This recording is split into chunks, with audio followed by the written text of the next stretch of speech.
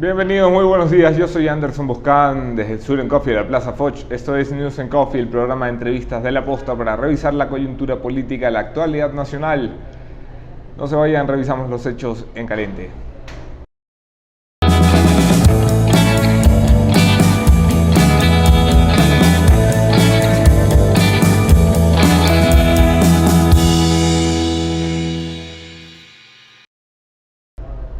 En caliente hoy el gran tema de conversación es el juicio por el secuestro de Fernando Balda.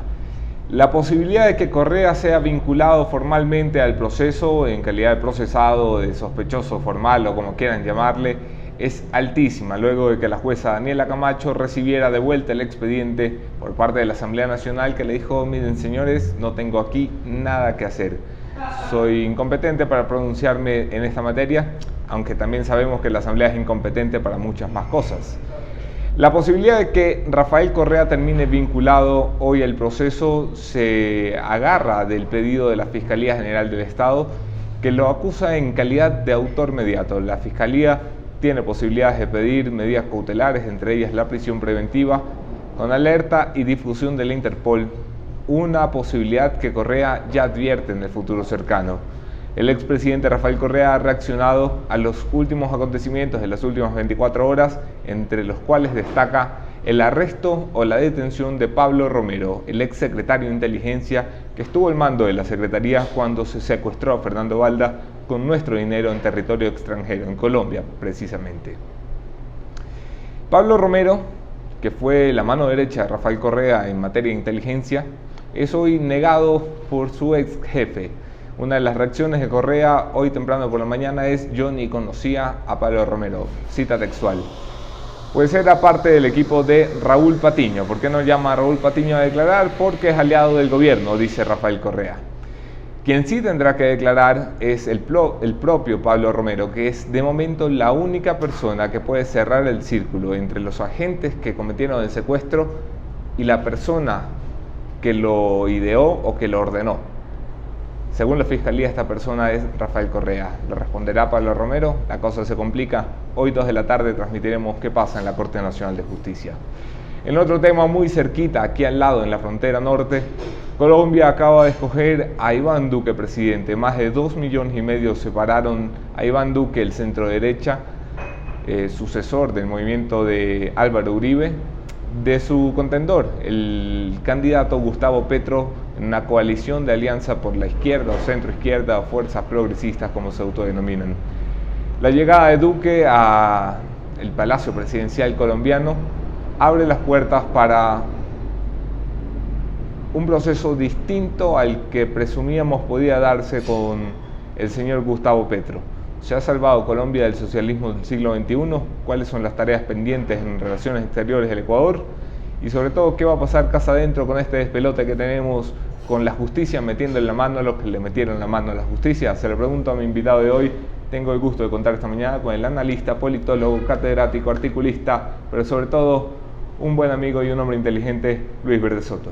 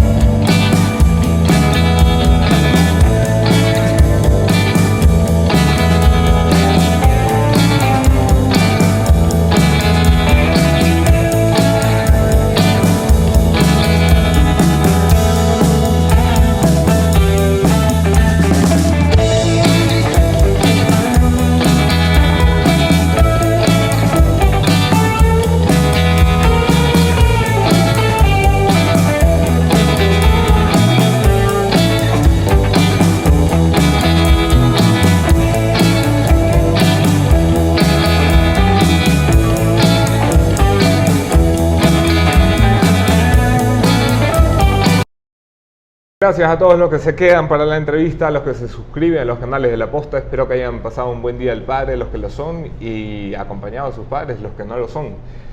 Gracias a Hyundai, patrocinador oficial del Mundial y de News en Coffee, y a Sweet Coffee por confiar en este espacio y gracias sobre todo a Luis Verde Soto por estar aquí esta mañana. Bienvenido, Luis. Gracias, Anderson, es gratísimo estar con ustedes siempre. Hombre, no nos mientas tanto, que estamos muy temprano para que nos mientan. No, lo grato es la conversación, la que viene y la que hemos tenido antes. Bienvenido siempre. Empecemos por lo que ha sucedido aquí al ladito. Ayer, Iván Duque, sorpresivamente, eso sí lo debo decir, aplastó electoralmente a Gustavo Petro. Lo aplastó porque una diferencia de más de 13 puntos, de más de 2,5 millones de votos, es algo más que holgadito, ¿no? ¿Qué cambia esto para Colombia? Yo comenzaría diferenciando un poquito lo que tú planteas, porque eso pasa en Ecuador también. La diferencia que dividiera por la mitad es de aquellos que no votaron por ti y votaron por el otro. Entonces, a veces la diferencia vale la mitad. Pero en todo caso, es una diferencia holgada, es una diferencia significativa, es una diferencia expresiva de lo que pasa en Colombia. Yo creo que el tema colombiano es un tema extremadamente importante para Ecuador. Es la relación bilateral más importante que tiene Ecuador en este rato, porque tiene una agenda compleja, es una agenda en la que tenemos que experimentar primero una capacidad de análisis muy fuerte para diferenciar, discriminar, precisar lo que está ocurriendo en torno a la elección de Duque y las relaciones que auparon esa elección. Básicamente la presencia del expresidente Uribe, del uribismo, la relación que él tendrá con el Congreso y la relación que tendrá en su agenda compleja sobre el proceso de paz, porque ese proceso de paz va a tener una incidencia profunda sobre lo que ocurre en la seguridad de las fronteras ecuatorianas. Entonces el primer elemento es tal vez salir de la afirmación permanente de que Duque es Uribe, de que no hay diferencias, y más bien entender cuáles pueden ser los matices que envuelven esa relación y que nos permiten hablar más de que puede haber una capacidad, inclusive en el gobierno de Duque, que permita relacionarse de mejor modo con el pueblo. Fíjate lo mal que leemos las sucesiones que decíamos hace más de un año, Moreno es Correa. Pues, y mira dónde estamos.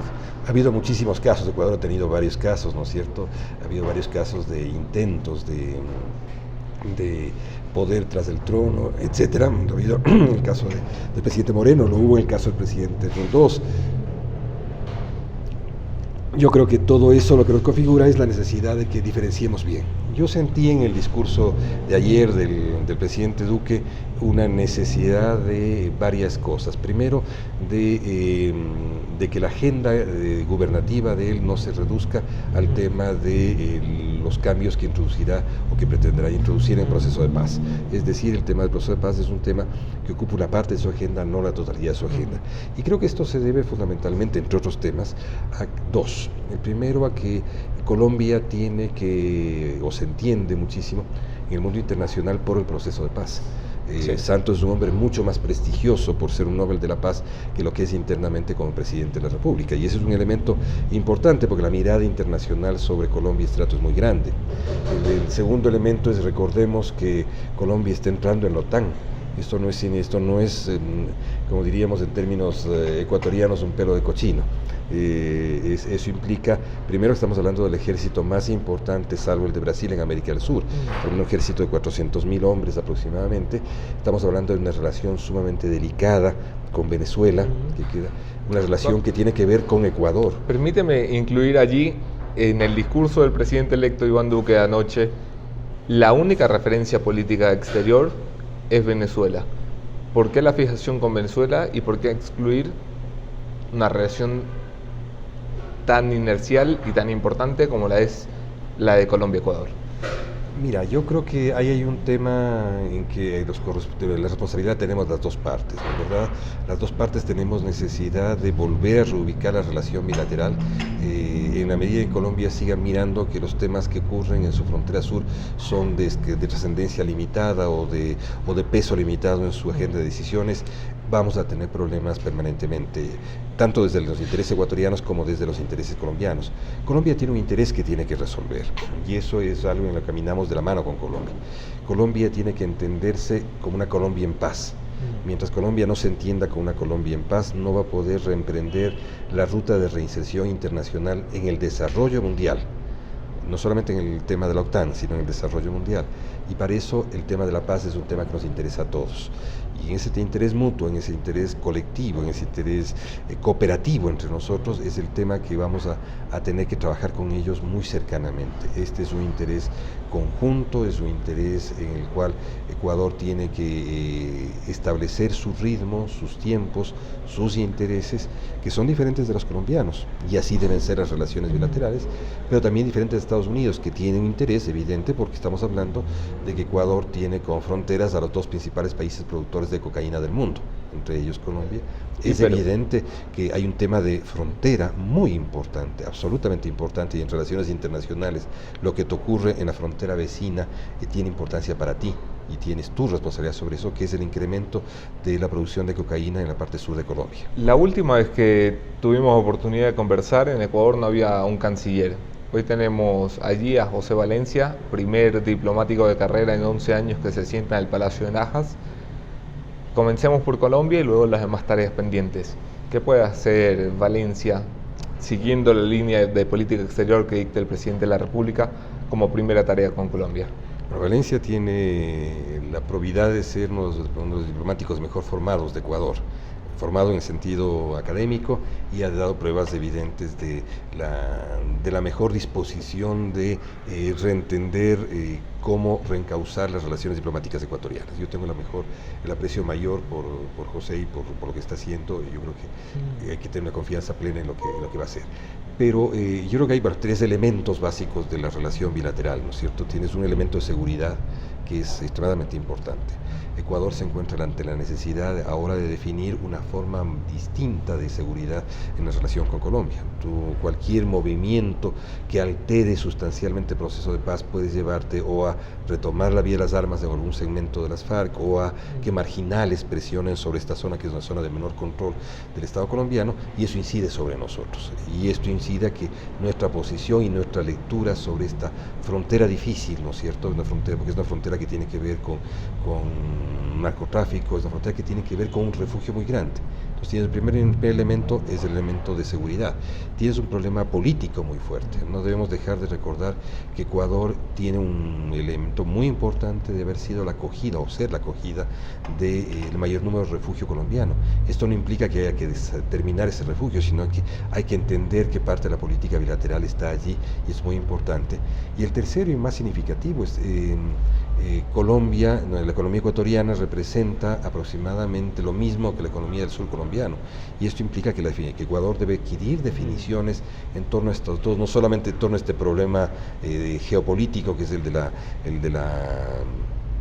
droga, sino el tema de la economía. Tú tienes que reinsertarte con un país que tiene un programa de libre comercio con Estados Unidos, que tiene una dimensión probable de integración comercial en Ecuador muy importante, que también implica cambios en modificaciones en las relaciones económicas de ese plano. Entonces, te digo, políticamente hay temas muy importantes de nuevo alineamiento en América del Sur, de la entrada en la OTAN, y la relación con Venezuela. La relación con Venezuela es muy importante acá.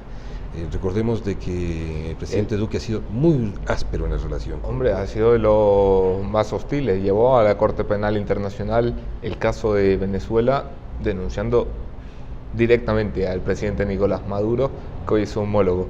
Es más hostil que eso me resulta imposible de imaginar. Estuvo aquí hace pocas semanas el embajador Todd Chapman, embajador de Estados Unidos ante el Ecuador, y mencionó el caso de Venezuela como un caso que sí atañe a la relación bilateral Estados Unidos-Ecuador, llamando precisamente al gobierno de Ecuador a ponerse del lado de la democracia, de la mayoría de las democracias de la región. ¿Crees que si Ecuador no toma posturas claras, esto le pueda pasar factura?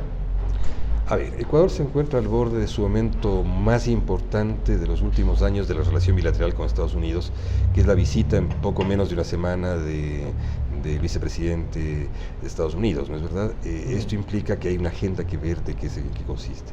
Recordemos que Estados Unidos ha modificado un poquitín el significado de la agenda de la visita del vicepresidente por la visita previa a Guatemala antes de Ecuador, para prestar ayuda sobre el volcán.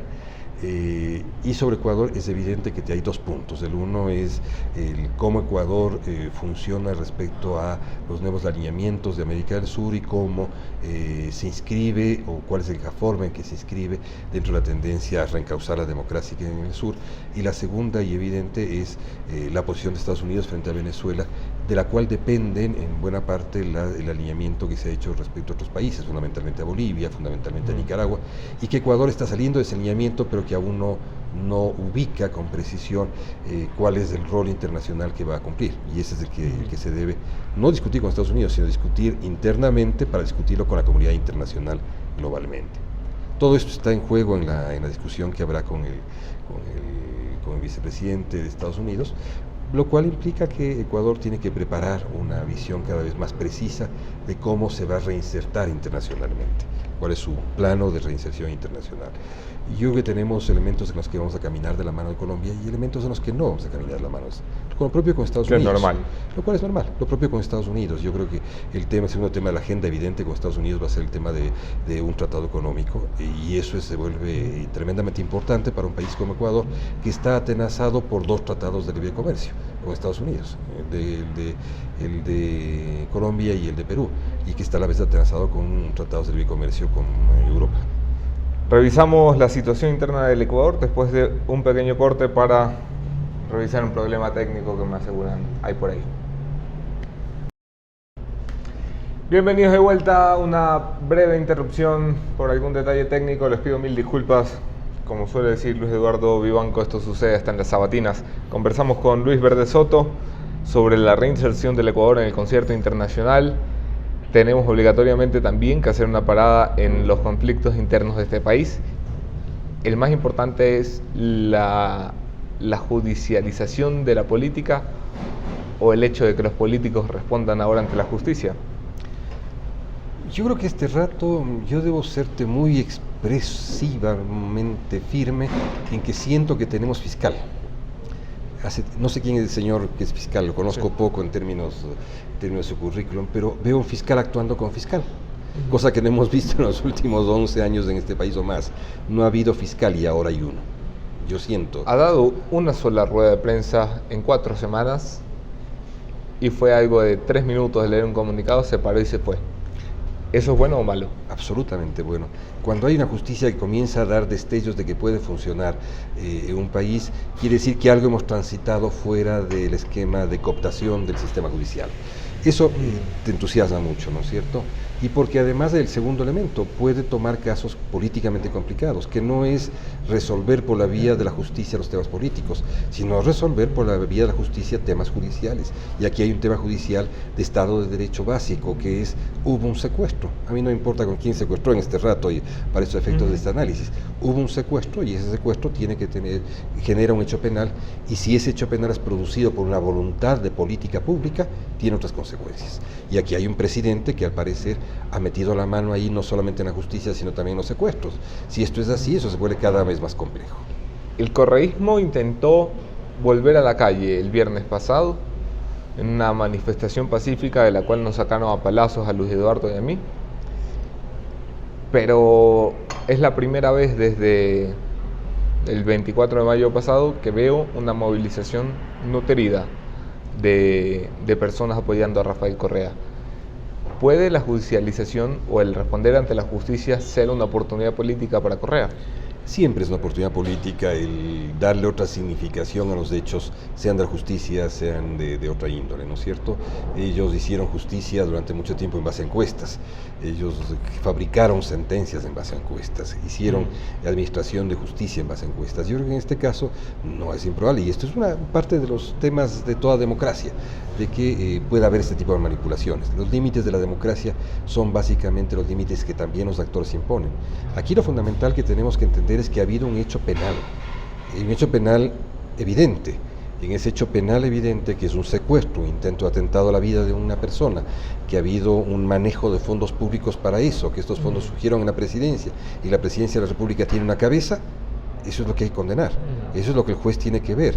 El resto, miremos, pero miremos que la justicia funcione.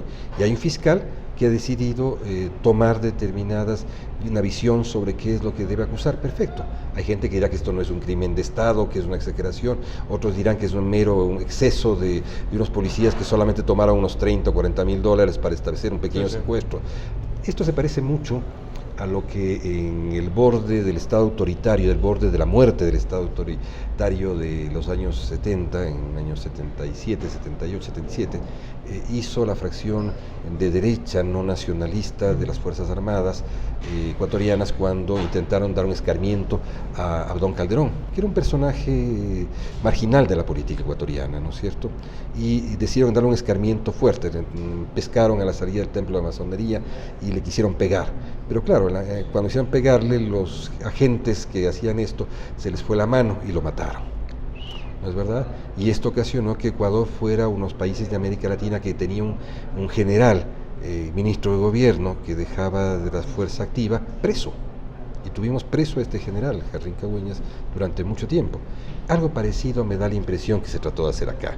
Un escarmiento a que los marginales con un marginal de la política para tratar de generar, ¿no es cierto?, susto, miedo a otros agentes de la política de lo que puede ocurrir. Secuestrarlo, traerlo y mostrar de que no pueden salir del país, de que lo van a juzgar internamente. Hacer un poco lo que hacían las fuerzas de seguridad israelitas en su momento, ¿no es verdad?, eso trataron de hacer acá. Ejemplificar con el crimen. Con el cierto, vamos a ver en ustedes el grado en el cual nosotros podemos transgredir momentáneamente y traer. Es un pequeño secuestro para hacer justicia, digamos así. Claro, ese pequeño secuestro para hacer justicia creían que se iba a quedar toda la vida, y todo lo que tú ves hasta ahora es de que se olvidaron de cubrir los rastros y dejaron los rastros en cheques del Banco del Pacífico, dejaron los rastros de la Presidencia de la República, dejaron los rastros en los conflictos interiores. Que visto ahora parece que fueran imbéciles, pero en realidad, si uno pone las cosas en contexto, lo que eran personas que se creían impunes. O sea, había un manto de impunidad tal que decían, no importa si hago esto dejando factura del secuestro, porque no me va a pasar nada.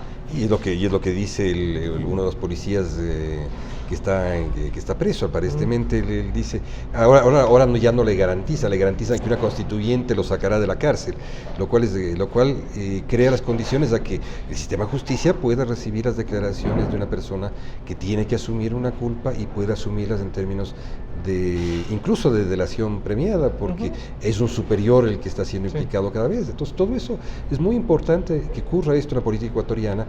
Evidentemente esto no es victimizar, ni se debe terminar, ni pensar que puedes llevar la victimización de Correa, sino que simplemente el cumplimiento claro, prístino de un tema judicial. Aquí hubo un secuestro, un hecho penal, y hay que condenarlo. La Asamblea Nacional tuvo una agitada sesión la semana última, dos agitadas sesiones. Una en la que el morenismo se le voltea al Lenín Moreno y se pone del lado de Rafael Correa, del encubrimiento de Rafael Correa. Otra en la que los asambleístas mágicamente y 24 horas más tarde han cambiado de opinión, de decir blanco a decir negro. ¿Cómo lees una actuación como esa? Bueno, lo primero que creo que hubo es someterlo al Parlamento a una decisión cuando es evidente por fuerza constitucional. Cuando por fuerza de la Constitución se producen hechos jurídicos, no hay necesidad de consultarlos.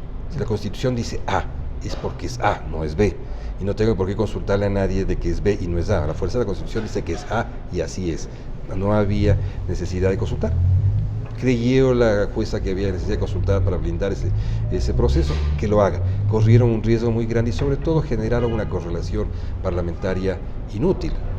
¿Qué hacen estos 20 asambleístas tratando de decir que la Constitución no es lo que dice la Constitución, sino creando un problema político extraordinario en el Ecuador? Evidentemente hubo los procedimientos políticos necesarios para cambiar esa situación y han logrado que al menos 10 de ellos cambien de posición. Yo creo que esas cosas deben manejarse con mayor antelación, con mayor planificación, con mayor criterio inicial, no someterlos a estos comunicados públicos, manejar diferente la vía presidencial de la vía partidaria. Creo que es básico. ¿Cómo es que la primera minoría del Parlamento puede perder una decena de legisladores en 24 horas? porque es una minoría con unos grados de consistencia iguales a las otras minorías. Creo que en Ecuador estamos viviendo un momento de transición también en la representación política, y claramente lo que se produjo como representación en el fenómeno electoral de hace un año, ¿no es verdad?, eso se ha ido diluyendo, ya no estamos frente a la misma forma representativa. Entonces tenemos que ir viendo cómo se construye lo que es la parte de la democracia. La democracia es una legitimidad que se construye en la gestión.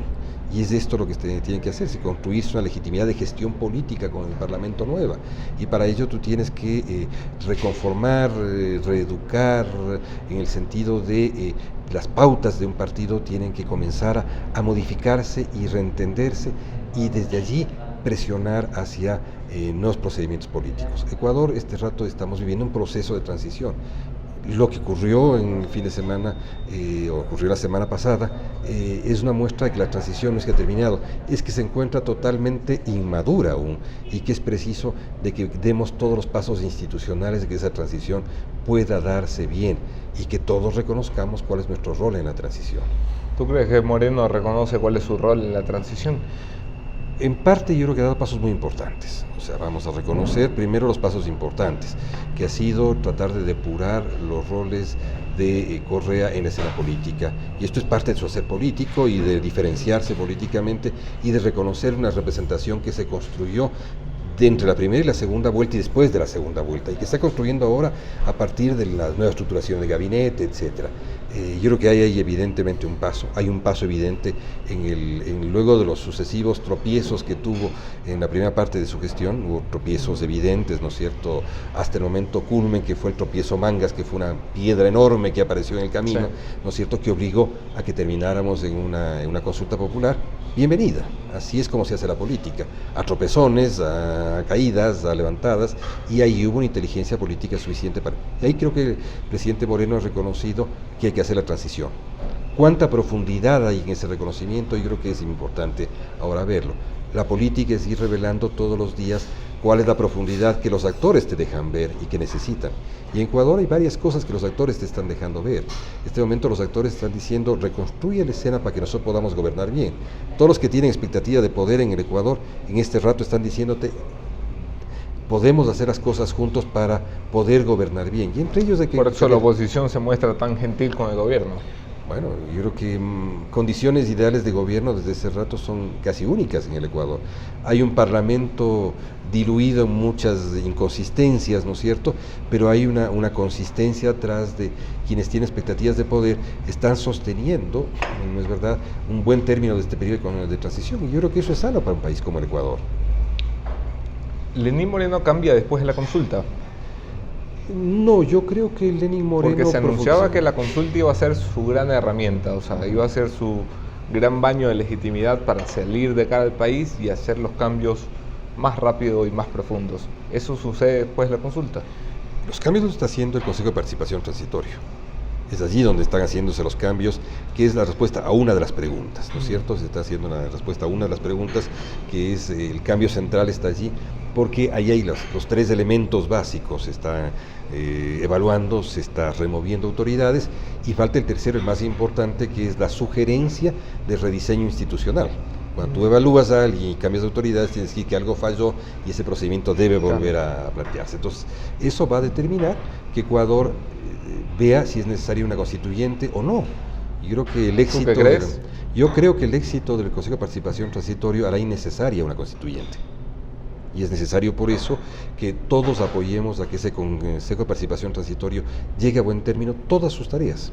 Y lo está siendo apoyado por el pueblo ecuatoriano. No ha habido acumulación institucional de aglomeración de legitimidad tan grande como la que ha habido con el Consejo de Participación Transitorio. ¿No te parece un poco loco eso, que la institución mejor valorada del país y el político mejor valorado del país sea un hombre de más de 80 años que hacíamos retirado del mundo político hace rato, y ahora si se lanzara mañana presidente, capaz y la gana? Yo creo que hay dos tipos de reacciones en el electorado, ¿no es cierto?, y en la opinión ciudadana.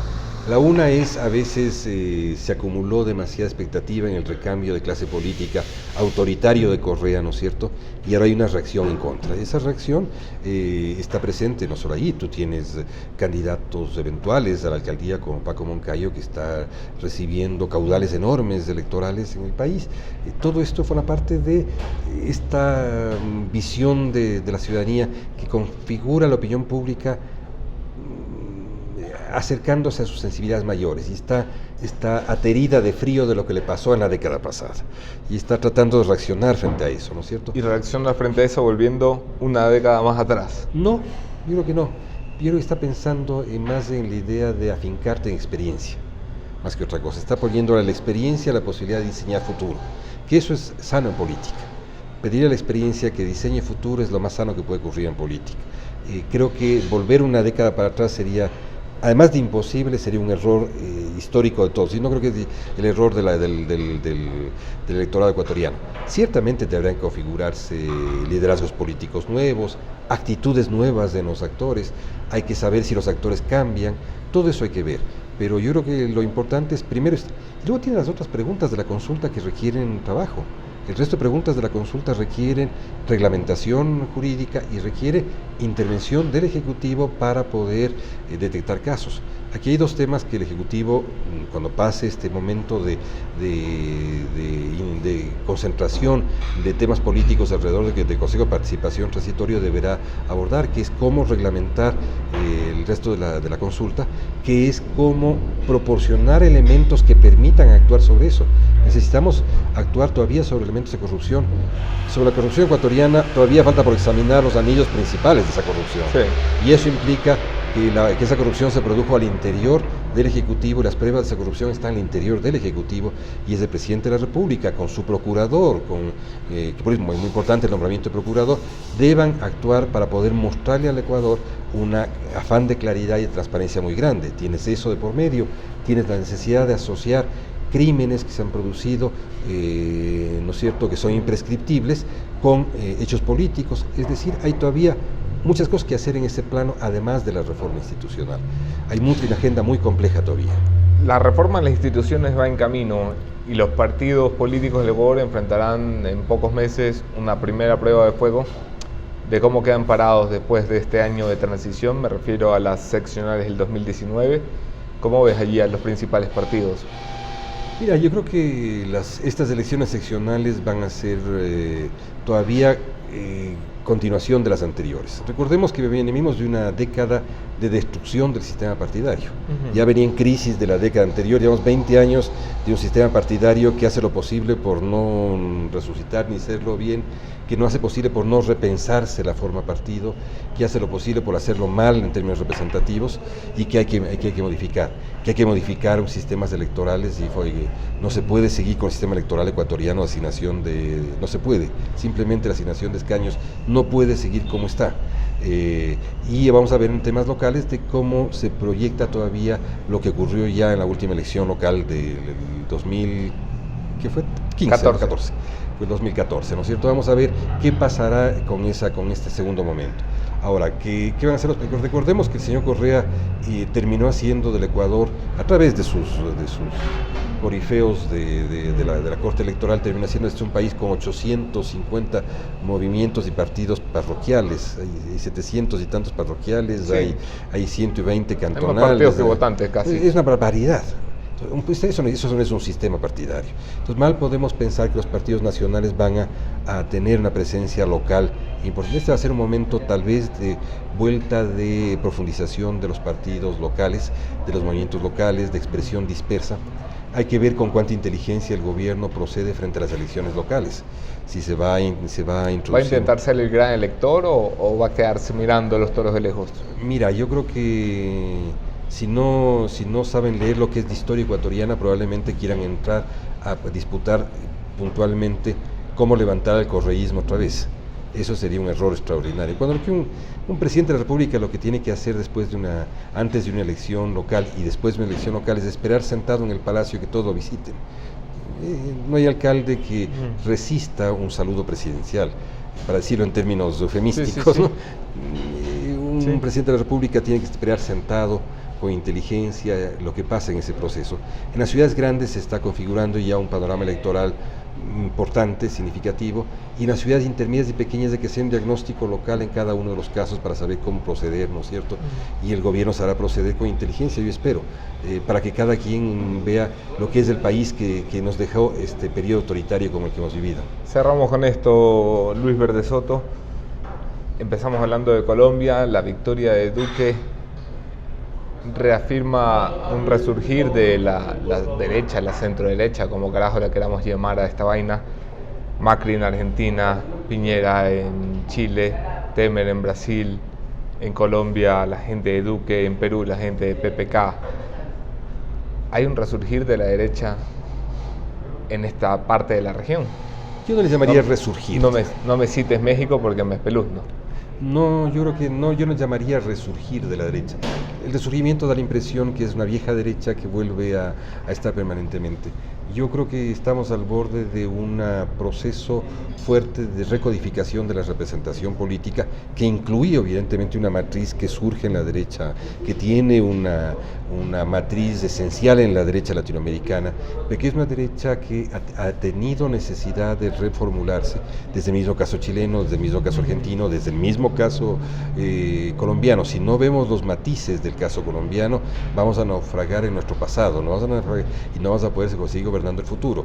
Y en el caso peruano no hay que decir mucho, pero ahí hay un líder local de lo que son los intersticios de la forma local que está allí y que es diferente de lo que se acumuló alrededor de PPK. Entonces, vamos con calma de lo que está ocurriendo.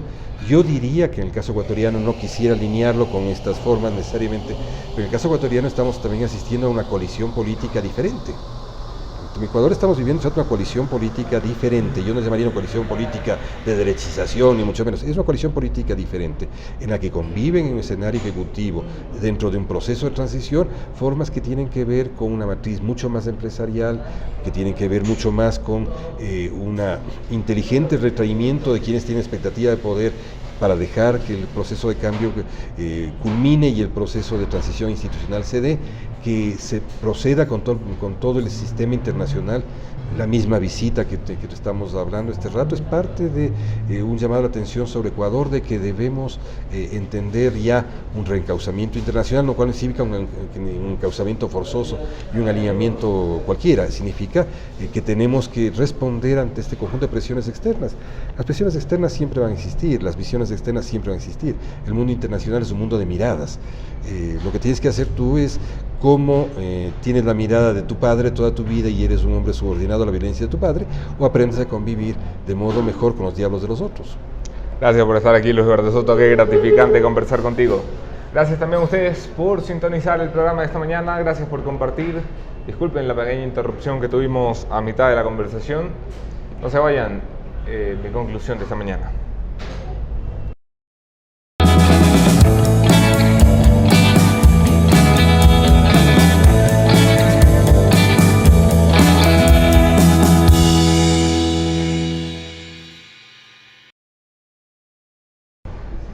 Hoy se abre la oportunidad para que la justicia le meta la mano a los que le metieron la mano a la justicia. Esa metida de mano de la justicia a los políticos corruptos, a los políticos delincuentes, debe hacerse en los márgenes democráticos y jurídicos de este país. Debe hacerse respetando el derecho a la defensa del expresidente Rafael Correa, que se ha respetado. Debe hacerse respetando su presunción de inocencia, que se ha respetado. Debe hacerse citando a testigos que puedan aportar con pruebas, como se ha hecho, como se han aportado. Más de 80 horas de grabación acompañan el testimonio de Luis Chicaiza, el agente de la SENAIN que asegura que alguien arriba le ordenó el secuestro a un ciudadano ecuatoriano en territorio extranjero. La detención de Pablo Romero puede contribuir a esclarecer la responsabilidad que hay sobre él, porque está claro que él es responsable de un crimen de secuestro.